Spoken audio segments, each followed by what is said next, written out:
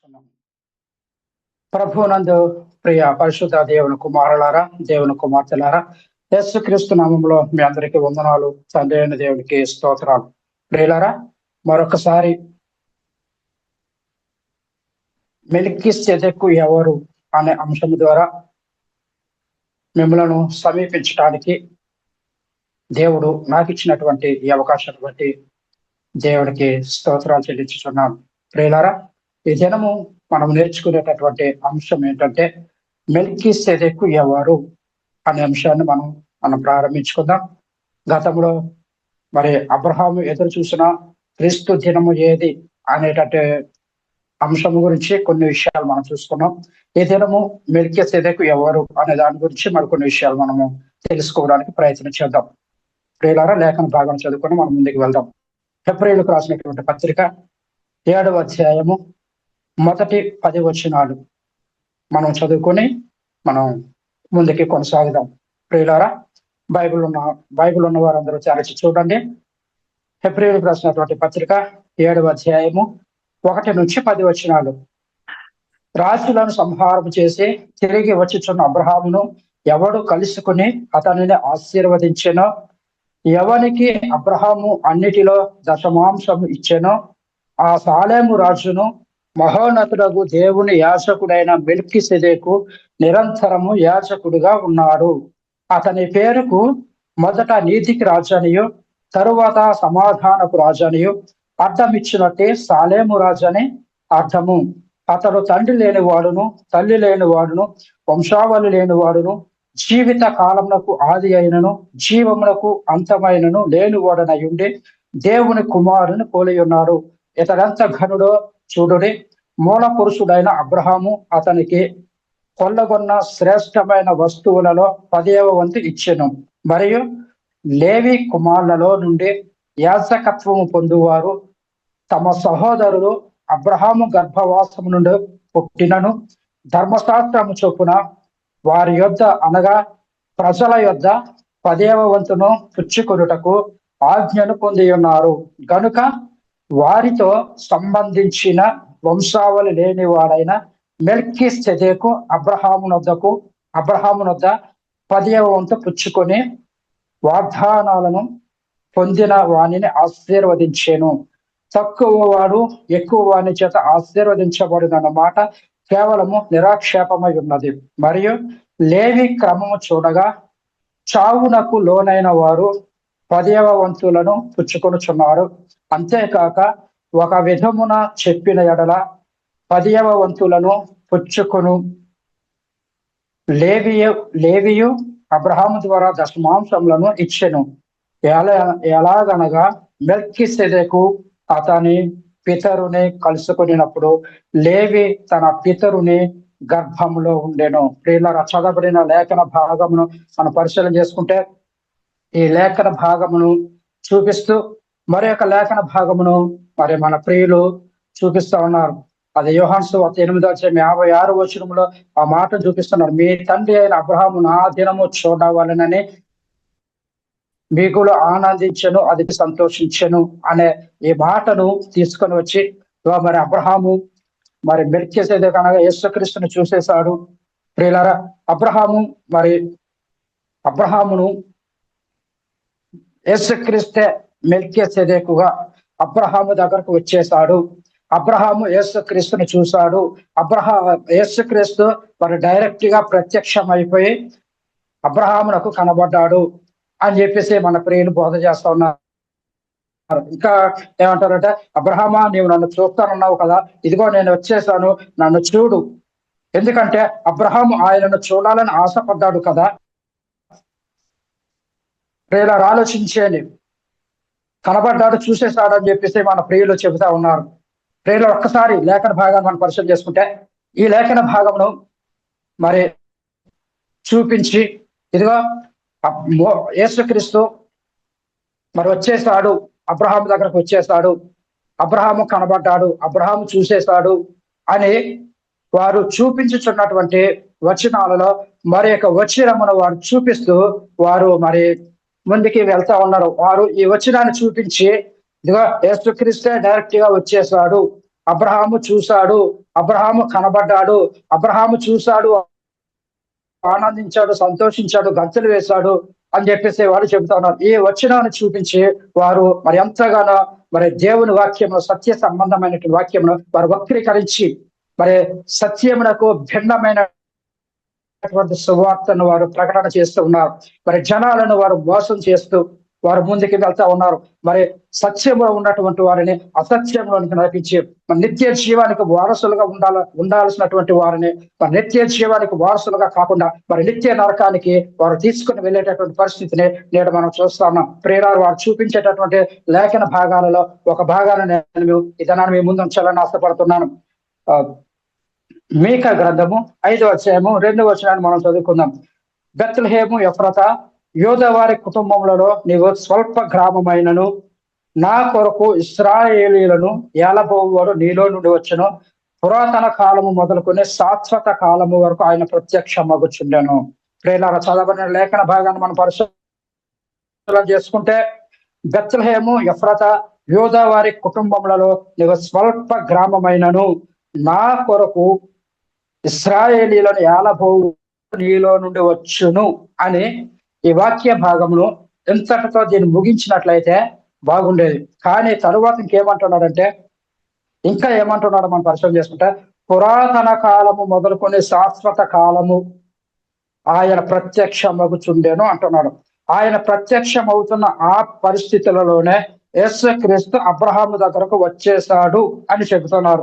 ఇంకా ఏమంటున్నారంటే, ఆయన పురాతన కాలము మొదలుకునే శాశ్వత కాలము ఆయన ప్రత్యక్షం అవుతున్నాడు. కాబట్టి ఆయన నోవహు కాలంలో ఉన్నాడు, లోతు కాలంలో ఉన్నాడు, నోవహు కాలంలో వచ్చాడు, లోతు కాలంలో వచ్చాడు, అదే విధముగా అబ్రహాము కాలంలో వచ్చాడు అనేవారు మరి బోధ చేస్తున్నారు. ప్రియారా, అబ్రహాము దగ్గరకు మెల్కీసెదెకుగా వచ్చింది ఎవరంటే యేసుక్రీస్తే వచ్చేసాడు అని చెప్పేటటువంటి పరిస్థితి నేటి కాలంలో మనం చూస్తా ఉన్నాం. అయితే ఇక్కడ మనం ఎలా అర్థం చేసుకోవాలి? పురాతన కాలము మొదలుకొని శాశ్వత కాలము ఆయన ప్రత్యక్షం అవుతున్నాడు అని అంటే అర్థం ఏంటి? ఎలా అర్థం చేసుకోవాలి? మరి యేసుక్రీస్తే మరి డైరెక్ట్ గా ప్రత్యక్షం అయిపోయి ఆయన ఏదైనా చేస్తా ఉన్నాడా, లేకపోతే ఆయన ప్రత్యక్షతలో ఎలా జరిగిస్తా ఉన్నాడు?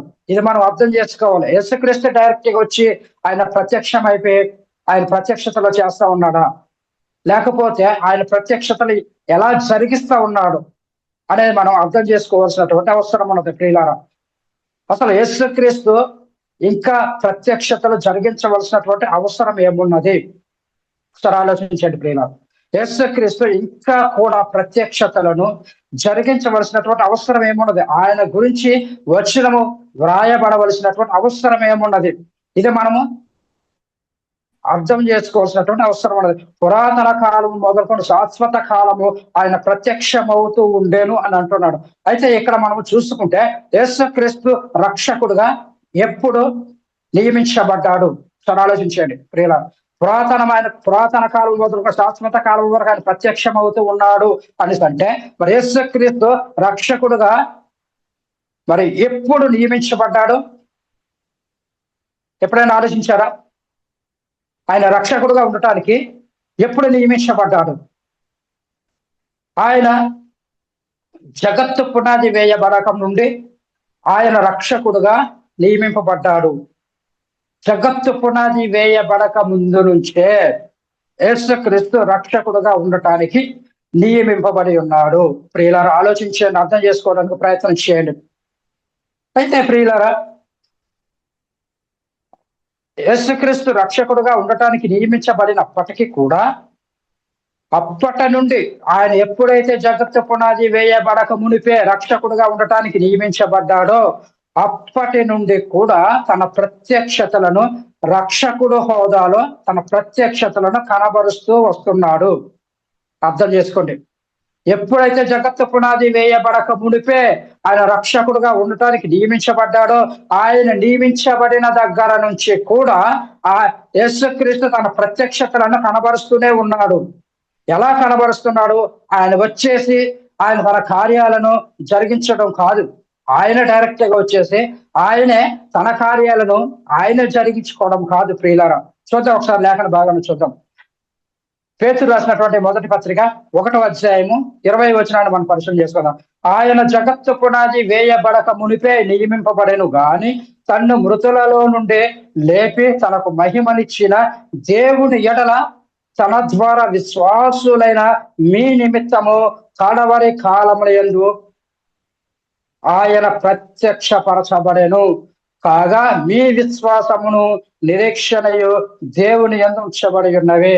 ప్రియులారా, ఆయన తన ప్రత్యక్షతలను ఎలా కనబరుస్తూ ఉన్నాడు అనేది మనము పరిశీలన చేసుకుంటే, దేని కోసము ఆయన నియమించబడి ఉన్నాడు, దేని కోసము తన ప్రత్యక్షతలను కనబరుస్తూ ఉన్నాడు. ఆయన రక్షకుడుగా నియమింపబడ్డాడు.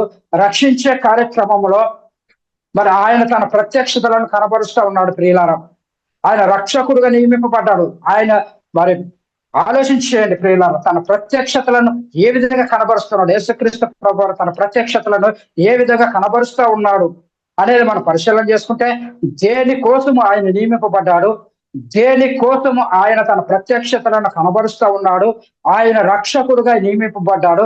రక్షించే కార్యక్రమంలో ఆయన తన ప్రత్యక్షతను కనబరుస్తూ ఉన్నాడు. అయితే ఎలా అనేసి మనం పరిశీలన చేసుకుంటే, కొరింథీయులకు రాసినటువంటి మొదటి పత్రిక 10వ అధ్యాయము 4వ వచనాన్ని మనం పరిశీలన చేసుకున్నాం. ప్రియులారా, అందరూ ఆత్మ సంబంధమైన ఒకే పానీయమును పానము చేసిరి. ఎలా అనగా తమ్మును వెంబడించిన ఆత్మ సంబంధమైన బండలోనిది త్రాగిరి, ఆ బండ క్రీస్తే అని ఇక్కడ లేఖనము చాలా స్పష్టంగా వ్రాయబడి ఉన్నది. ప్రియులారా, ఆ బండ క్రీస్తే అని అంటున్నాడు. అంటే వాళ్ళను రక్షించడానికి ఆయన ఎలా ప్రత్యక్షమయ్యాడండి, ఎలా ప్రత్యక్షం అవుతున్నాడు ఒకసారి ఆలోచించేయండి. ఇశ్రాయేలును రక్షించడానికి ఆయన ఏ విధంగా ప్రత్యక్షమయ్యాడు, ఏ విధంగా ప్రత్యక్షం అవుతున్నాడు ప్రియులారా ఒకసారి ఆలోచించేయండి. ఆ బండ క్రీస్తే అని అంటున్నాడు. అంటే వాళ్ళను రక్షించటానికి ఆయన ఎలా ప్రత్యక్షం అవుతున్నాడు. వాళ్లకు నీళ్లు లేని సమయంలో వాళ్ళకు నీళ్లు ఎక్కడి నుండి వచ్చాయి, ఎలా వచ్చాయి, బండలో నుండి నీళ్లు వచ్చాయని చెప్పేసి లేఖన భాగము చాలా స్పష్టంగా తెలియజేస్తా ఉన్నది. ఆ బండ ఎవరంటున్నారంటే ఆ బండ క్రీస్తు అని అంటున్నాడు. మరి యేసుక్రీస్తు తన ప్రత్యక్షతలను ఎలా కనబరుస్తూ ఉన్నాడు, వాళ్ళను ఎలా రక్షించాడు, ఆ బండలో నుండి నీళ్లు ఎలా వచ్చాయి అంటున్నాడు. ఆ బండలో నుండి నీళ్లు ఎవరు రప్పించారు, ఎలా రప్పించారు అంటే ప్రియులారా, దేవుడు యేసుక్రీస్తును దేని కోసము నియమించాడు అనేది మనకు అర్థం కావాలి. ఆ బండలోంచి నీళ్ళు వచ్చాయంటే ప్రియులారా, మరి దేవుడు యేసుక్రీస్తును దేని కోసము నియమించాడు ఒకసారి ఆలోచించి. బండలోంచి నీళ్లు వచ్చాయి అంటున్నాడు. ఆ బండలోంచి నీళ్లు ఎవరు రప్పించారు, ఎలా రప్పించారు, ఈ బండలో నుండి నీళ్లు రప్పించింది ఎవరు? మోసే రప్పించాడా, లేక దేవుడు యేసుక్రీస్తు ద్వారా రప్పించాడా? దేవుడు యేసుక్రీస్తు ద్వారా దేనికోసం నియమించబడ్డాడు? రక్షకుడుగా ఉండటానికి నియమించాడు. దేవుడు యేసుక్రీస్తును రక్షకుడుగా నియమిస్తే తన పనిని ఎప్పటి నుంచి ఆయన జరిగిస్తా ఉన్నాడు అని మనం పరిశీలన చేసుకుంటే, పురాతన కాలము మొదలుకొని శాశ్వత కాలము ఆయన ప్రత్యక్షమవుతూ ఉన్నాడు అని చెప్పేసి లేఖన భాగము చాలా స్పష్టంగా తెలియజేస్తుంది. పురాతన కాలం మొదలుకొని శాశ్వత కాలము ఆయన ప్రత్యక్షం అవుతూ ఉండేను అని చెప్పేసి అంటూ ఉన్నాడు. ప్రియులారా, ఒకసారి ఆలోచించండి. బండలో నుండి నీళ్లు త్రాగారు అంటున్నారు. ఆ బండ క్రీస్తే అంటున్నారు. బండ క్రీస్తు ఎలా అవుతాడు ఒకసారి ఆలోచించండి. బండలోంచి నీళ్ళు వచ్చాయి, ఆ నీళ్ళు వీళ్ళందరూ త్రాగారు, ఆ బండ క్రీస్తే అని అంటున్నారు. బండ క్రీస్తు ఎలా అవుతాడు ఇప్పుడు ఆయన ఆలోచించారా? ఆ బండ క్రీస్తే అని చెప్పేసి లేఖన భాగం సెలవిస్తుంది. అయితే ఆ బండ క్రీస్తు ఎలా అవుతాడు అంటే అదే ఆయన ప్రత్యక్షత. అంటే యేసుక్రీస్తు బండ ద్వారా నీళ్లు రప్పించి వాళ్ళను రక్షించాడు కాబట్టి ఆ బండను ఏమంటున్నారు అంటే క్రీస్తు అని అంటున్నారు. అది ఆయన ప్రత్యక్షత, అది అర్థం చేసుకోవాలి, అది మనం గ్రహించవలసినటువంటి అవసరం ఉన్నది. ఆ వాళ్ళను రక్షించటానికి బండలో నుంచి నీళ్లు రప్పించాడు, అది ఆయన ప్రత్యక్షత. అది అర్థం చేసుకోవాలి. అది అర్థం చేసుకోకుండా అబ్రహాము నా దినము చూడాలని ఆశపడ్డాడు, అబ్రహాము నా దినము చూడాలనుకున్నాడట, చూసి మిగులు సంతోషించాడట. యేసుక్రీస్తే మెల్కీసెదెకుగా కనబడ్డాడు అని చెప్పేసి చెబుతా ఉన్నారు. ప్రియులారా, వాళ్ళు చెప్పేది బైబిల్ ఖండిస్తా ఉన్నది. వాళ్ళు చెప్పిన దానిని బైబిల్ ఒప్పుకోవటం లేదు, బైబిల్ సమర్థించటం లేదు. వారు చెప్పేవన్నీ అబద్ధాలని చెప్పేసి బైబిల్ ఖండిస్తూ ఉన్నది. ప్రియులారా, ఇంకో మాట చూద్దాం. రోమిలికి రాసిన పత్రిక 9వ అధ్యాయం 33వ వచనంలో మనం పరిశీలన చేసుకుంటే, ఇదిగో నేను అడ్డు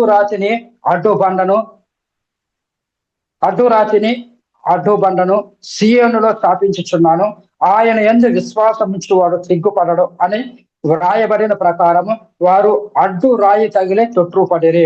అదేవిధంగా పేతురు రాసినటువంటి మొదటి పత్రిక 2వ అధ్యాయం 7వ వచనంలో కూడా మనం చూసుకుంటే, విశ్వసించుచున్న మీకు ఆయన అమూల్యమైన వాడు, విశ్వసింపని వారికైతే ఇల్లు కట్టువారు ఏ రాతిని నిషేధించారో అదే మూలకు తలరాయి ఆయను, మరియు అది అడ్డు రాయయు అడ్డు బండయు ఆయను. అంటే యేసు క్రీస్తుని కూర్చున్న ప్రవచనము, యేసు క్రీస్తును మరి ఎవరైతే విశ్వసించలేదో అది వాళ్లకు అడ్డు రాయి అయిందని చెప్పేసి చెబుతా ఉన్నాడు. ప్రియులారా, విశ్వసింపని వారికైతే ఇల్లు కట్టువారు ఏ రాతిని నిషేధించారో అదే మూలకు తలరాయి ఆయను అని చెప్పేసి లేఖనము చాలా స్పష్టంగా తెలియజేస్తాం. మరియు అది అడ్డు రాయియో అడ్డు బండయో ఆయన అని చెప్పేసి లేఖనంలో చాలా స్పష్టంగా వ్రాయబడింది. ప్రియుల, ఇక్కడ మూలకు తలరాయి ఆయను అంటే రాయి గురించి చెబుతున్నాడా? స్వరాలోచించేది.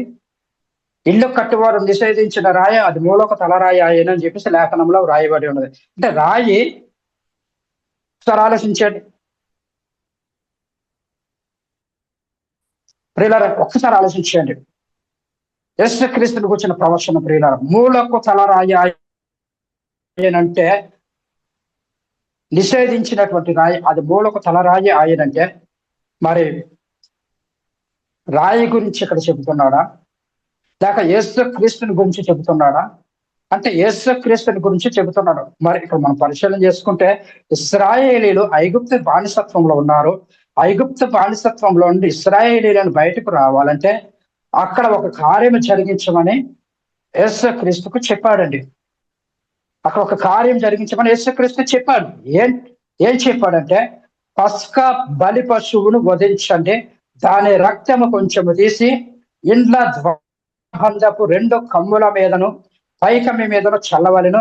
ఎందుకంటే ఆ రాత్రి నేను ఐగుప్తు దేశమందు సంచరించి ఐగుప్తు దేశమందుల మనుషులలోనే గాని జంతువులలోనే గాని తొలి సంతతి అంతయో హతము చేసి ఐగుప్తు దేవతలందరికీ తీర్పు తీర్చదను. కనుక ఎవరైతే పస్కాను ఆచరించి ఆ కార్యము జరిగిస్తారో సంహారపు దూత వచ్చినప్పుడు మీరున్న ఎండ్ల మీద ఆ రక్తము మీకు గుర్తుగా ఉండును. నేను ఆ రక్తమును చూచి మిమ్మల్ని నశింప చేయక దాటిపోయేదను అని చెప్తా ఉన్నాడు. కాబట్టి ప్రియులారా, ఆలోచించండి. ప్రియులారా, ఒకసారి ఆలోచించండి, అర్థం చేసుకోవడానికి ప్రయత్నం చేయండి. ప్రియులారా, మరి ఈ చదవబడినటువంటి లేఖన భాగంలో మనం పరిశీలన చేసుకుంటే, మరి ఆ దినాలలో ఎవరైతే పస్కా బలి పశువును వధించి ఆ వధించబడినటువంటి ఆ పస్కా బలి పశువు యొక్క రక్తాన్ని మరి తమ ఇండ్ల ద్వారబంధపు 2 నిలువు కమ్ముల మీదను పైకమ్మ మీదను చల్లుతారో ఆ గృహంలో ఉన్నటువంటి వాళ్ళు ఆ సంహారపు దూత నుండి తప్పించబడతారు అని చెప్పేసి ఈ లేఖన భాగము చాలా స్పష్టంగా తెలియజేస్తున్నది. ప్రియులారా, గమనించవలసిన విషయం ఏంటంటే, యేసు క్రీస్తు అను మన పస్కా బలి పశువు వధించబడెను అని చెప్పేసి లేఖనాలలో చాలా స్పష్టంగా వ్రాయబడి ఉన్నది. కొరింథీయులకు రాసినటువంటి మొదటి పత్రిక 5వ అధ్యాయం 7వ వచనంలో మనం పరిశీలన చేసుకుంటే, మీరు పులిపిండి లేని వారు గనుక కొత్త ముద్ద అవుటకై పాతదైన పులిపిండిని తీసి పారవేయుడి. ఇంతేగాక క్రీస్తు అను మన పస్కా బలి పశువు వధించబడను. ప్రియులారా, అక్కడ గమనించండి, అక్కడ వధించబడింది ఎవరు? అక్కడ సంహారపు దూత నుంచి రక్షించింది ఎవరు? అక్కడ వధించబడినటువంటి ఆ గొర్రె పిల్ల ఎవరు?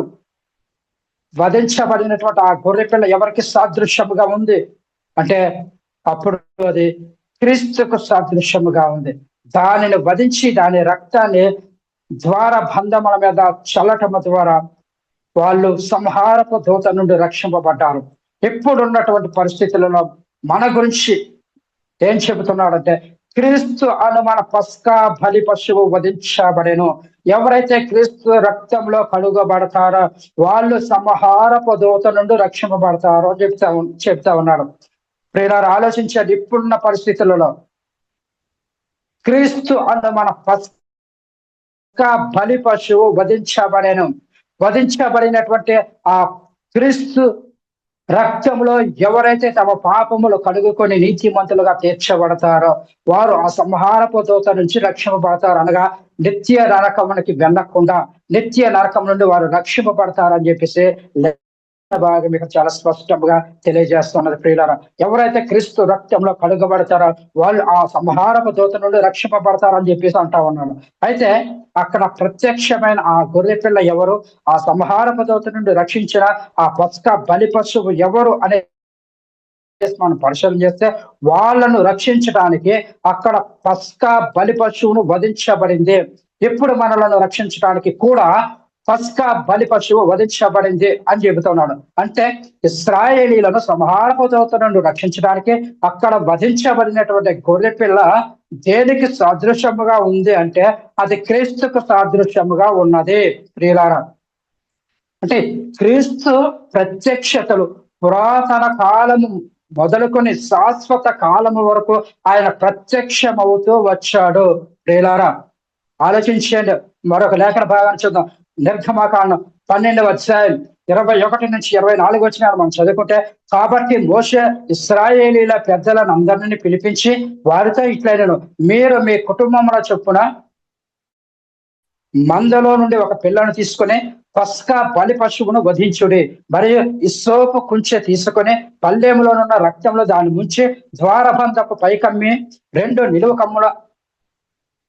కమ్ముల ద్వారము నుండి 2 నిలువ కమ్ములకును పల్లెములోని రక్తమును తాకింపవలను. తరువాత మీలో నెవరును ఉదయం వరకు తన ఇంట ద్వారం నుండి బయలు వెళ్ళకూడదు. యెహోవా ఐగుప్తీయులను హతము చేయుటకు దేశ సంచారము చేయొచ్చు ద్వార బంధపు పైకమ్మి మీదను 2 నిలువ కమ్ముల మీదను ఉన్న రక్తమును చూచి యెహోవా ఆ తలుపును దాటిపోయెను. మేము హతము చేయుటకు మీ ఇండ్లలోనికి సంహారకునికి చోటియ్యడు. ప్రియులారా, చూడండి, ఫిబ్రవరికి రాసిన పత్రిక 11వ అధ్యాయం 28వ వచనాన్ని మనం పరిశీలన చేసుకుంటే, తొలిచూల పిల్లలను నాశనము చేయువాడు ఇశ్రాయేలీలను ముట్టకుండు నిమిత్తము అతడు మరి విశ్వాసమును బట్టి పస్కాను రక్త ప్రోక్షణ ఆచారమును ఆచరింపవలను. ప్రియులారా, ఇంకా మనం పరిశీలన చేసుకుంటే మరి అరణ్యంలో మోసే సర్పాన్ని ఎత్తాడట. ప్రియులారా, ఆలోచించేయండి. ఈ లేఖనాలను ఇంకా మనం పరిశీలన చేసుకుంటే మోసే అరణ్యంలో సర్పాన్ని ఎత్తాడంట. ఎందుకు ఎత్తాడు, దేనికి ఎత్తాడు? ఎప్పుడైనా ఆలోచించారా? సర్పం ఎత్తబడింది అంటే ఎందుకు ఎత్తబడింది, దేనికి ఎత్తబడింది మనం ఆలోచన చేసుకుంటే, యోహాను సువార్త 3వ అధ్యాయం 14-15 వచనాలు చూస్తే, అరణ్యంలో మోసే సర్పములు ఎలాగూ ఎత్తేనో అలాగే విశ్వసించి ప్రతి వాడును నశింపక ఆయన ద్వారా నిత్య జీవము పొందినట్లు మనుష్య కుమారుడు ఎత్తబడవలెను. ప్రియులారా, ఇక్కడ ఎత్తబడింది ఏమిటంటే, ఎత్తబడటం ద్వారా ఏమి జరిగింది? ఇక్కడ ఏమి ఎత్తబడింది? ఎత్తబడటం ద్వారా ఏమి జరిగింది? మనుష్య కుమారుడు ఎత్తబడుట ద్వారా ఏమి జరిగింది? ప్రియులారా, మనుష్య కుమారుడు ఎత్తబడుట ద్వారా ఏం జరిగింది? ఒకసారి ఆలోచించండి ప్రియులారా, ఒక్కసారి ఆలోచించండి. ఆయన ప్రత్యక్షతలు ఎలా ఉన్నాయో ఒకసారి చూడండి ప్రియులారా. అక్కడ మోసే అరణ్యంలో సర్పాన్ని ఎత్తారట. ఇక్కడ మనుష్య కుమారుడు పైకెత్తబడుట ద్వారా ఏమి జరిగింది? ఒకసారి ఆలోచించండి. యేసుక్రీస్తు ప్రత్యక్షతలు ఏ విధంగా జరుగుతూ ఉన్నాయో చూడండి, ఎలా జరిగిస్తూ ఉన్నాడో చూడండి ప్రియులారా. ఒకసారి ఆలోచించేయండి ప్రియులారా, ఒకసారి ఆలోచించండి. ఆయన ప్రత్యక్షతలు ఎలా ఉన్నాయో, దేవుడు ఎలాగూ క్రీస్తు ప్రత్యక్షతలను కనబరిచాడో మనం అర్థం చేసుకోవాల్సినటువంటి అవసరం ఉన్నది. దేవుడు క్రీస్తు యొక్క ప్రత్యక్షతలను ఆయన కనబరుస్తూ ఉన్నాడు. ఏ విధంగా కనబరుస్తున్నాడు అనేది మనము అర్థం చేసుకోవాల్సినటువంటి అవసరం ఉన్నది. అంతేగాని వాక్యమును వక్రీకరించి ఆయన యేసుక్రీస్తు మెల్కీసెదెకుగా ఈ లోకానికి వచ్చేసాడు, అబ్రహాముకి కనబడ్డాడు, అబ్రహాము యేసుక్రీస్తుని చూసేశాడు, సంతోషించాడు, ఆనందించాడు, గంతులు వేశాడని చెప్పేసి వాక్యాన్ని వక్రీకరించి వాక్యమును మీకు అనుకూలంగా మార్చుకొని బోధించటము అది సరి అయినటువంటి పద్ధతి కాదు. మీరు బోధించే ఆ బోధను దేవుని వాక్యము ఖండిస్తున్నది. దేవుని వాక్యము దానిని సమర్థించటం లేదు. అసత్యాన్ని బైబిల్ ఖండిస్తూ ఉన్నది. ప్రియులారా, ఒకసారి ఆలోచించండి, ఒక్కసారి అర్థం చేసుకోవడానికి ప్రయత్నం చేయండి ప్రియులారా. ఇంకా మనం చూస్తే ప్రియులారా, మరి అరణ్యంలో మరి చూడండి, నిర్గమకాండము 21వ అధ్యాయం 4-9 వచనాల్లో మనం చూసుకున్నట్లయితే అరణ్యంలో మోసే సర్పాన్ని ఎలాగెత్తనో అని ఉంటున్నాడు. మోసే అరణ్యంలో సర్పాన్ని ఎందుకు ఎత్తాడు అంటే, సంఖ్యాకాండము 21వ అధ్యాయం 4-9 వచనాలు చూస్తే, వారు ఎదోము దేశమును చుట్టిపోవాలనే హోరు కొండ నుండి ఎర్ర సముద్ర మార్గముగా సాగినప్పుడు మార్గాయాసము చేత జనులు ప్రాణము సొమ్మచిల్లను కాగా ప్రజలు దేవునికి మోషేకును విరోధముగా మాట్లాడి, అరణ్యంలో చచ్చుటకు ఐగుప్తుల నుండి మీరు మమ్మల్ని ఎందుకు రక్షించితిరి? ఇక్కడ ఆహారం లేదు, నీళ్లు లేవు, చవి సారములు లేని ఈ అన్నము మాకు అసహ్యమైనదనిది. అందుకు యెహోవా ప్రజలలోనికి తాపకరములైన సర్పములను పంపెను. అవి ప్రజలను కరవగా ఇశ్రాయేలీలలో అనేకులు చనిపోయరే. కాబట్టి ప్రజలు మోసే యొద్దకు వచ్చి, మేము యెహోవాకును నీకును విరోధముగా మాట్లాడి పాపము చేసితిమి. యెహోవా మా మధ్య నుండి ఈ సర్పములను తొలగించినట్లు ఆయనను వేడుకొనమనిరే. మోసే ప్రజల కొరకు ప్రార్థన చేయగా యెహోవా తాపకరమైన సర్పము వంటి ప్రతిమను చేయించి స్తంభం మీద పెట్టము. అప్పుడు కరవబడిన ప్రతి వాడును దాని వైపు చూచి బ్రతుకునని మోసేకు సెలవిచ్చెను. కాబట్టి మోసే ఇత్తడి సర్పము ఒకటి చేయించి స్తంభం మీద దానిని పెట్టాను. అప్పుడు ఆ సర్పపు కాటు తినిన ప్రతి వాడును ఆ ఇత్తడి సర్పమును నిదానించి చూచినందున బ్రతికెను. ప్రియులారా, చదవబడిన లేఖన భాగమును మనం పరిశీలన చేసుకుంటే, సర్పము చేత కరవబడిన ప్రతి వాడును ఆ ఇత్తడి సర్పమును నిదానించి చూచినందున బ్రతుకుతాడు అని చెప్పేసి లేఖనములలో చాలా స్పష్టముగా వ్రాయబడి ఉన్నది. ప్రియులారా, ఇప్పుడు అదే ఘట సర్పము చేత కాటు వేయబడిన ప్రతి వాడును నిత్య నరకానికి వెళ్ళుటకు సిద్ధముగా ఉన్నాడు. ప్రియులారా, ఆ రోజు దేవుడు మరి ఇశ్రాయేలీయులు దేవుని మీద మోషే మీద సనుగుకొనుట ద్వారా మరి దేవుడు తాపకరమైనటువంటి అవిష సర్పాలను వారి మధ్యలోనికి పంపించినప్పుడు ఆ సర్పం యొక్క కాటు తినిన ప్రతి వాడును వాడు మరణిస్తా ఉన్నాడు. ప్రియులారా, ఇప్పుడు కాలంలో కూడా మనం పరిశీలన చేసుకుంటే మరి ప్రియులారా, అదే మహాఘట సర్పము చేత కాటు వేయబడిన ప్రతి వాడును నిత్య నరకానికి వెళ్ళుటకు సిద్ధముగా ఉన్నాడు. నిత్య నరకానికి వెళ్ళిపోవడానికి వారు సిద్ధముగా ఉన్నారు. ప్రియులారా, అంటే మరి ఎప్పుడైతే వాడు యేసుక్రీస్తు యొక్క శిలువ వైపు చూస్తే వాడు ఆత్మ సంబంధముగా బ్రతుకుతాడు, అంటే నిత్యము జీవించేటటువంటి పరిస్థితి. ఎప్పుడైతే అక్కడ ఇశ్రాయేలు అరణ్యంలో ఎత్తబడినటువంటి ఆ ఇత్తడి సర్పాన్ని నిదానించి చూచినప్పుడు వారు బ్రతుకుతున్నారు. అలాగే ఇప్పుడున్నటువంటి కాలంలో ఆ మహాఘట సర్పమైనటువంటి సాతాను చేత బంధింపబడినటువంటి వారు, సాతాను చేత ఏడవబడినటువంటి వారు నిత్య నరకానికి వెళ్ళుటకు సిద్ధముగా ఉన్నారు. నిత్య నరకానికి వెళ్ళుటకు సిద్ధముగా ఉన్నటువంటి వారు ఎప్పుడైతే యేసుక్రీస్తు శిలువ వైపు చూస్తారో అప్పుడు వాళ్ళు రక్షింపబడతారు. వారు నిత్యము జీవించేటటువంటి పరిస్థితి ఉన్నది. ప్రియులారా, వారు ఆత్మ సంబంధంగా బ్రతుకుతారు, వారు శరీర సంబంధంగా బ్రతుకుతారని లేఖనం చెప్పడం లేదు. మనిషి ఆయుస్సు 70 సంవత్సరములు, అధిక బలం ఉంటే 80 సంవత్సరములు, అయినను వాటి వైభవము ఆయాతమే, దుఃఖమే అని చెప్పేసి లేఖనం సెలవిస్తున్నది. ప్రియులారా, యేసుక్రీస్తు శిలువ వైపు చూస్తే నువ్వు ఆత్మ సంబంధముగా బ్రతుకుతావు, అంటే నిత్యము జీవించేటటువంటి పరిస్థితి ఉన్నది. ప్రియులారా, ఒకసారి ఆలోచించండి. మరి ఈ కాలంలో కూడా మరి ప్రియులారా, యేసుక్రీస్తు శిలువకు సాదృశ్యముగా ఏమున్నది అని మనం ఒకసారి పరిశీలన చేసుకుంటే, ఇత్తడి సర్పము ఉంది.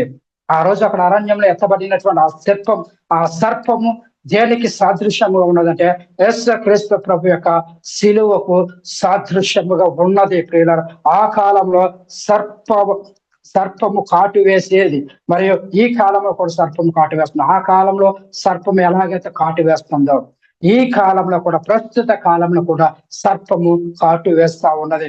ఏ సర్పము కాటు వేస్తుంది అంటే అది మహాఘట సర్పం అనగా సాతానుడు. సాతానుడు కాటు వేస్తా ఉన్నాడు. ఎందుకంటే మరి నిత్యాగ్ని గుండం అనేది ఎవరి కొరకు సిద్ధపరచబడి ఉన్నదని చెప్పి లేఖనం సెలవిస్తున్నదంటే సాతానుకు, వాడి అనుచరులకు నిత్యాగ్ని గుండము సిద్ధపరచబడి ఉన్నది. అయితే వాడేం చేస్తున్నాడంటే వాడి అనుచరులు మాత్రమే కాకుండా వాడికి అనుకూలముగా ఉండటానికి మరికొంతమందిని సంఘాలలోనికి ప్రవేశపెట్టేసి మరి వారితో పాటు అనేక మందిని మరి దేవునిలో విశ్వాసగా ఉండకుండా, నిత్య జీవమును స్వతంత్రించుకోకుండా నిత్య నరకానికి అనేకులను నడిపిస్తా ఉన్నారు. అనేకమైనటువంటి అబద్ధ బోధలను బోధిస్తూ మరి దేవుని వాక్యమును ఉన్నది ఉన్నట్లుగా చెప్పకుండా, దేవుని వాక్యమును వక్రీకరించి సత్య సంబంధమైనటువంటి వాక్యమును, దేవుని ఆత్మ మూలముగా పలకబడినటువంటి వాక్యములను వారు వక్రీకరించి భౌతికముగా వారు అర్థం చేసుకొని భౌతిక సంబంధమైన రీతిలో వారు బోధలు చేస్తా ఉన్నారు. ప్రియులారా, ఈ అసత్య బోధ విన్నటువంటి వారు ఈ సర్పము చేత కాటు వేయబడుతున్నారు. అనగా ఆ మహాఘట సర్పమైనటువంటి సాతాను చేత ఏడవబడుతున్నారు. ఎక్కడికి ఏడవబడుతున్నారంటే నిత్య నరకానికి ఏడవబడుతున్నారు. ప్రియులారా, నిత్య నరకానికి వెళ్ళే ప్రతి వాడు కూడా యేసు శిలువ వైపు చూస్తే బ్రతికేటటువంటి పరిస్థితి ఉన్నది. సాతానుడు అనేకులను మరి నిత్య నరకానికి నడిపిస్తున్నటువంటి ఈ సందర్భంలో మరి ఎవరైతే యేసుక్రీస్తు శిలువ వైపు చూస్తారో వారు బ్రతికేటటువంటి పరిస్థితి ఉన్నది. ఆయన ప్రత్యక్షతలో మరి ఎలా ప్రత్యక్షం అవుతూ ఉండేవాడో ఒకసారి చూడండి ప్రియులారా, ఎలా రక్షిస్తూ ఉండేవాడు ఒకసారి పరిశీలన చూడండి ప్రియులారా. అర్థమవుతుందా? ఆయన ప్రత్యక్షతలు ఏ విధంగా ఉంటున్నాయో, ఆయన ఏ విధంగా ప్రత్యక్షం అవుతూ వచ్చాడో మనకేమైనా అర్థమవుతుందా? ప్రియులారా, ఒకసారి ఆలోచించేయండి. ఆయన ప్రత్యక్షతలు ఎలా ఉన్నాయి?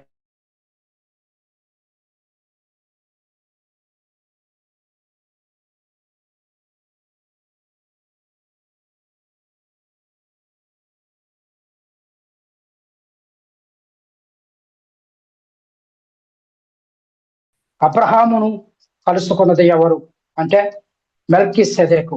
ఈ మెల్కీసెదెకు ఎవరిని పోలి ఉన్నాడంటే దేవుని కుమారుని పోలి ఉన్నాడు. కాబట్టి అబ్రహాము దగ్గరకు వచ్చింది ఎవరు అంటే యేసుక్రీస్తు.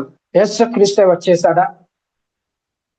కాదు ప్రియులారా, యేసుక్రీస్తు కాదు. కనుక ప్రియులారా ఒకసారి ఆలోచించండి. అదే మరి అబ్రహాము దగ్గరకు యేసుక్రీస్తు వచ్చేస్తుంటే మరి యేసుక్రీస్తు ఎన్నవసారి భూమి మీదకి రాబోతున్నాడు? ఎన్నవసారి ఆయన వచ్చేది? మొదటిసారిగా ఆయన మరి దేవుడు తన కుమారుని పాప శరీరాకారంతో లోకానికి పంపించాడు. మరి ఆయన రెండవసారి మరలా భూమి మీదకి మధ్యాకాశంలోనికి ఆయన రాబోతున్నాడు అని లేఖనం సెలవిస్తున్నది. మరి ఆయన రెండోసారి రాబోతున్నాడు. మొదటిసారి వచ్చాడు, మళ్ళా రెండోసారి రాబోతున్నాడు. మరి ఈ మధ్య కాలంలో మరి ఏ విధంగా ఆయన ప్రత్యక్షమయ్యాడు? అబ్రహాముకు ప్రత్యక్షమైపోయాడు యేసుక్రీస్తు. మెల్కీసెదెకుగా యేసుక్రీస్తే మెల్కీసెదెకుగా వచ్చేసాడు, ప్రత్యక్షం అయిపోయాడు అని చెప్పేసి చెప్తా ఉన్నారు. అయితే ప్రియులారా, ఎన్నిసార్లు వస్తాడు ఆయన? ఎన్నిసార్లు వస్తాడనే లేఖనం సెలవిస్తా ఉన్నది. ఆయన ఎలా ఒకసారి అర్థం చేసుకోవడానికి ప్రయత్నం చేయండి. యేసుక్రీస్తు మరి పౌలుకు కనబడ్డాడా? కనబడ్డాడు. ఏ విధంగా కనబడ్డాడు? వాక్యాలు చదువుకున్నాం. అపోస్తలుల కార్యముల గ్రంథము 9వ అధ్యాయము 3-4 వచనాలు. ఆయన ప్రయాణము చేయొచ్చు దమస్కు దగ్గరకు వచ్చినప్పుడు అకస్మాత్తుగా ఆకాశం నుండి ఒక వెలుగు అతని చుట్టూ ప్రకాశించెను. అప్పుడు అతడు నేల మీద పడి, సౌలా సౌలా, నీవేళ నన్ను హింసించుచున్నావని తనతో ఒక స్వరము పలుకుట వినెను. ఇక్కడ సౌలు, ప్రియులారా చదవని లేఖన భాగాన్ని పరిశీలన చేసుకుంటే ఇక్కడ సౌలుకు ఎలా కనబడ్డాడు? ఇక్కడ అబ్రహాము దగ్గరకు వచ్చిన మెల్కీసెదెకు ఎలా కనబడ్డాడు? మెల్కీసెదెకుకు అబ్రహాము ఏమైనా ఇచ్చాడా అంటే ఇచ్చాడు. ఏమి ఇచ్చాడంటే ఇతడంత ఘనుడో చూడుడి, మూల పురుషుడైన అబ్రహాము అతనికి కొల్లగొన్న శ్రేష్టమైన వస్తువులలో 10వ వంతు ఇచ్చాను. ఇక్కడ యేసుక్రీస్తు పౌలుకు ఎలా కనబడ్డాడు? పౌలు చెబుతూ ఉన్నాడు కదా, యేసుక్రీస్తు నాకు కనబడ్డాడు, నాకు ప్రత్యక్షమయ్యాడు అని చెప్పేసి పౌలు చెప్తున్నాడు కదా. అపోస్తుల కార్యముల గ్రంథము 22 అధ్యాయం 6 వచనాన్ని మనం పరిశీలన చేసుకుంటే, నేను ప్రయాణం చేయుచు దమస్కు మార్గమున సమీపించినప్పుడు మధ్యాహ్న కాలం ముందు ఆకాశం నుండి గొప్ప వెలుగు అకస్మాత్తుగా నా చుట్టూ ప్రకాశించెను. ప్రియులారా, ఇక్కడ గమనించవలసినటువంటి విషయం ఏంటంటే, యేసుక్రీస్తు ఏమై ఉన్నాడు ఒకసారి ఆలోచించండి. యేసుక్రీస్తు ఆది యందు ఎక్కడ ఉన్నాడు? ఆది యందు యేసుక్రీస్తు మరి దేవుని యొద్ద ఉన్నాడు. ఆది యందు దేవుని యొద్ద ఉన్న యేసుక్రీస్తు ఏమై ఉన్నాడంటే వాక్యమై ఉన్నాడని బైబిల్ చెబుతుంది.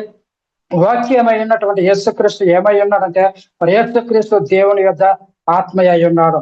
మరి ఆత్మయ్య అయి ఉన్నటువంటి యేసుక్రీస్తు శరీరాన్ని ధరించుకొని ఈ లోకానికి వచ్చాడని చెప్పేసి యోహాను సువార్త 1 అధ్యాయం 14 వచనంలో వ్రాయబడి ఉంది. ఆ వాక్యము శరీరధారి కృపా సత్య సంపూర్ణుడుగా మన మధ్య నివసించేను అని చెప్పేసి లేఖన భాగం చాలా స్పష్టంగా వ్రాయబడి ఉన్నది. ప్రియులారా, ఇంకా మనం పరిశీలన చేసుకుంటే మరి యేసుక్రీస్తు వారు మరి తాను ధరించుకున్నటువంటి శరీరమును మరి ఆత్మ సంబంధమైన శరీరంగా ఎక్కడ మార్చుకున్నాడు అని మనం పరిశీలన చేస్తే, రోమపత్రిక 1 అధ్యాయం 5 వచనం చూస్తే, యేసుక్రీస్తు శరీరమును బట్టి దావీదు సంతానంగాను మృతులలో నుంచి పునరుత్థానుడైనందున మరి పరిశుద్ధమైన ఆత్మను బట్టి దేవుని కుమారుడిగా ప్రభావంతో నిరూపింపబడిన. ప్రియులారా, గమనించవలసిన విషయం ఏంటంటే, అబ్రహాము దగ్గరకు వచ్చిన మెల్కీసెదెకు ఎవరు అనేసి మనము పరిశీలన చేసుకుంటే, ఆయనకు ఉన్న క్యారెక్టర్స్ అన్ని కూడా మరి యేసుక్రీస్తు కలిగి ఉన్నాడు. యేసుక్రీస్తు అంటే దేవుని కుమారుని పోలి ఉన్నాడంటే యేసుక్రీస్తే వచ్చేసాడు అని నేటి కాలంలో మరి బోధకులు మరి బోధిస్తా ఉన్నారు. ప్రియులారా, ఒకసారి ఆలోచించేయండి. ప్రియులారా, యేసుక్రీస్తు ఆయన డైరెక్ట్ గా ప్రత్యక్షము కాలేదు. ప్రియులారా, ఆయన ప్రత్యక్షతలు మరి మనం పరిశీలన చేసుకుంటే, ఆయన ఒక్కసారి మనం జ్ఞాపకం చేసుకున్నట్టు ప్రియులారా, వారి వాక్య భాగాన్ని చదివి మరి పురాతన కాలం మొదలుకొని శాశ్వత కాలం వరకు ఆయన ప్రత్యక్షం అవుతున్నాడంటే ఆయన ఏ విధంగా ప్రత్యక్షం అవుతున్నాడో అర్థం చేసుకోవాల్సినటువంటి అవసరం ఉన్నది. ఇది మనం అర్థం చేసుకోకుండా, దీనిని గ్రహించకుండా మరి వాక్యాన్ని వక్రీకరించి యేసుక్రీస్తే వచ్చేసాడు, మెల్కీసెదెకుగా యేసుక్రీస్తే వచ్చేసాడు, యేసుక్రీస్తు ప్రత్యక్షమయ్యాడు, అబ్రహాము యేసుక్రీస్తుని చూసేశాడు, ఆనందించాడు, సంతోషించాడు, గంతులు వేశాడు అని చెప్పేసి మరి వాక్యాన్ని బోధిస్తూ ఉంటే, ప్రియులారా, మరి ఆయన ప్రత్యక్షతలు ఏ విధంగా ఉన్నాయి అనేది మనం కొంతవరకు మనం చూస్తాం. ప్రియులారా, ఒకసారి ఆలోచించండి, అర్థం చేసుకోవడానికి ప్రయత్నం చేయండి. ప్రియులారా, మరి ఇంకా కొంత భాగం ఉన్నది, అది మరొక క్లాస్ లో మనము పరిశీలన చేద్దాం. ప్రియులారా, ఇప్పటి వరకు మనం విన్న వాక్యమును సరే మనకు మనం నెంబర్ వేసుకుందాం. ఎలాంటి స్థితిలో ఉన్నాం మన విశ్వాసం ఏమై ఉన్నది, మన పరిస్థితి ఏంటి, మన దేని కొరకు ఎదురు చూస్తా ఉన్నాం. ఇక ఆ రోజు ఇశ్రాయేలు అరణ్యంలో ఆ సర్పము చేత కాటు వేయబడి ఎలాగైతే చనిపోతున్నారో, ఈరోజు ఘట సర్పము చేత కాటు వేయబడిన స్థితిలో ఉన్నారు. ఆ రోజు ఇశ్రాయేలు ఏ విధంగా కాటు వేయబడ్డారో, ఈ రోజు కూడా మరి అనేక మంది మహాఘట సర్పమైనటువంటి ఆ సాతాను చేత కాటు వేయబడేటటువంటి స్థితిలో ఉన్నారు. వారు మరణించే స్థితిలో ఉన్నారు. ఆత్మ సంబంధమైన స్థితిలో వారు మరణానికి లోనై ఉన్నారు. వారు జీవం లేని వారుగా ఉన్నారు. లేఖనం సెలవుస్తున్నారు, జీవించుచున్నావన్న పేరు మాత్రం నీకు ఉన్నది కానీ నువ్వు మృతుడవే అంటున్నారు. జీవించుచున్నావన్న పేరు ఉన్నది. ఈరోజు క్రైస్తవులుగా పిలవబడుతున్నటువంటి వారు, విశ్వాసులుగా పిలవబడుతున్నటువంటి దేవుని ప్రజలుగా పిలవబడుతున్నటువంటి వారు ప్రియులారా ఏ స్థితిలో ఉన్నారంటే, మరణించిన స్థితిలో, ఆత్మ సంబంధమైనటువంటి మరణానికి లోనైనటువంటి స్థితిలో ఉన్నారనే లేఖనం చాలా స్పష్టంగా తెలియజేస్తున్నది. ప్రియులారా, ఆత్మ సంబంధమైన మరణం నుంచి నిన్ను తప్పించడానికే యేసుక్రీస్తు ప్రత్యక్షమయ్యాడు. తండ్రి అయిన దేవుడు తన కుమారుడైన యేసుక్రీస్తును పాప శరీరాకారంతో ఈ లోకానికి పంపించాడు. ఆయన శరీరం ముందు మన పాపంలో శిక్ష విధించాడు. ఆయన కాచినటువంటి రక్తము ద్వారా మనకు పాప క్షమాపణ, నిత్య జీవమును దేవుడు అనుగ్రహించాడు. ఆయన జగత్తు పునాది వేయబడక మునిపే రక్షకుడుగా నియమించబడ్డాడు. ఆ జగత్తు పునాది వేయబడక మునిపే రక్షకుడుగా నియమించినటువంటి వ్యక్తి యేసుక్రీస్తు. ఆ రక్షకుని వైపు మనం చూడాలి. సర్పపు కాటి వేయబడిన ప్రతి వాడును ఆ మోసే అరణ్యంలో ఎత్తినటువంటి ఆ సర్పం వైపు ఏ విధంగా చూసి వారు రక్షింపబడ్డారో, ఈ రోజు కూడా మరి సాతాను చేత ఏడవబడుతున్నటువంటి వారు యేసుక్రీస్తు శిలువ వైపు మనం చూసినట్లయితే మనకు రక్షణ ఉన్నది ప్రియులారా. మనం రక్షించబడేటటువంటి అవకాశం ఉన్నది. మనం నిత్యము జీవించేటటువంటి అవకాశం ఉన్నది. ఆ నిత్య జీవాన్ని అనుగ్రహించడానికే తండ్రి అయిన దేవుడు తన కుమారుని యేసుక్రీస్తుని ఈ లోకానికి పంపించాడు. ఆ యేసుక్రీస్తు వైపు చూడు, నువ్వు రక్షింపబడతావు. ఆ యేసుక్రీస్తు వైపు చూడు.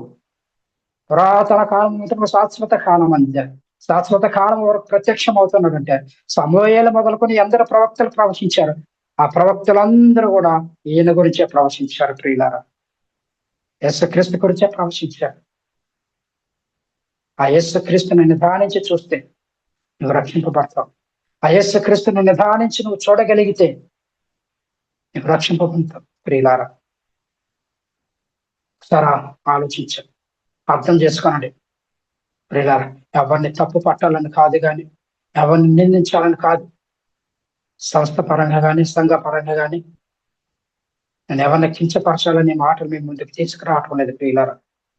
దేవుని వాక్యం ఏదైతే సెలవిచ్చుచున్నదో దానిని మాత్రమే నేను మీ ముందుకు తీసుకురావాలని ఆశపడుతున్నాను. కాబట్టి ప్రియులారా ఆలోచించండి, అర్థం చేసుకునండి, సత్యాన్ని గ్రహించడానికి ప్రయత్నం చేయండి. దేవుడు మనతో మాట్లాడిన ప్రతి మాట ప్రతి ఒక్క హృదయంలో నీరు కట్టి ఫలింప చేయండి గాక. ఆమేన్. అందరికీ వందనాలు. దేవునికి స్తోత్రాలు.